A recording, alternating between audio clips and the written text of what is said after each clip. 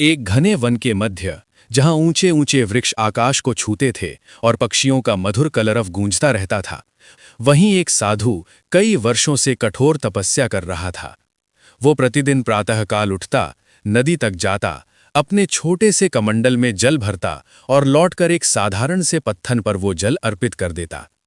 उसके चेहरे पर शांति थी, आंखों में भक्ति और हृदय में अटूट विश्वास।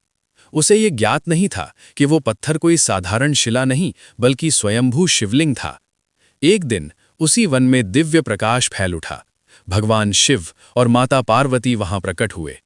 माता पार्वती ने उस साधु को देखा और कोमल स्वर में पूछा, प्रभु, ये साधु तो जानता भी नहीं कि वो किसकी पूजा कर रहा है, फिर भी इतने वर्षों से जल अर्पित कर रहा है। भगवान शिव मंद मंद मुस्कुराए। उनकी आंखों में करुणा थी।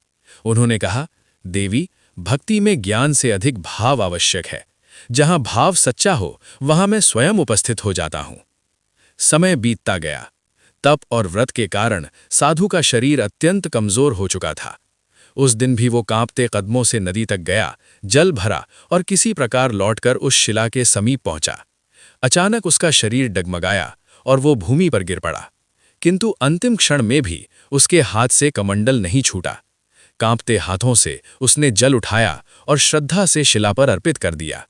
जैसे ही जल की अंतिम बूंद उस पत्थर को स्पर्श करती है, उसी क्षण उसके प्राण शांत हो जाते हैं। वन में एक अद्भुत प्रकाश फैल जाता है। आकाश से दिव्य ज्योति उतरती है और शिवदूत वहां प्रकट होते हैं। माता पार्वती विस्मित होकर बोलीं, प्रभु, इसे तो शास्त्रों का ज्ञान भी नहीं था, न मंत्रों की विद्या, फिर भी इसे ऐसा दिव्य फल। भगवान शिव ने गंभीर और प्रेमपूर्ण स्वर में कहा, देवी, जिसका हृदय निर्मल हो, जिसके भीतर छल न हो, उसके लिए ईश्वर स्वयं मार्ग बना देते हैं।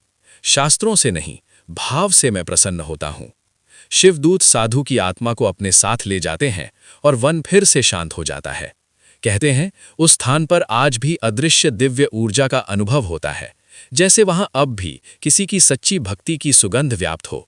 सच्ची भक्ति में दिखावा नहीं होता, केवल भाव होता है, और ईश्वर भाव के भूखे होते हैं।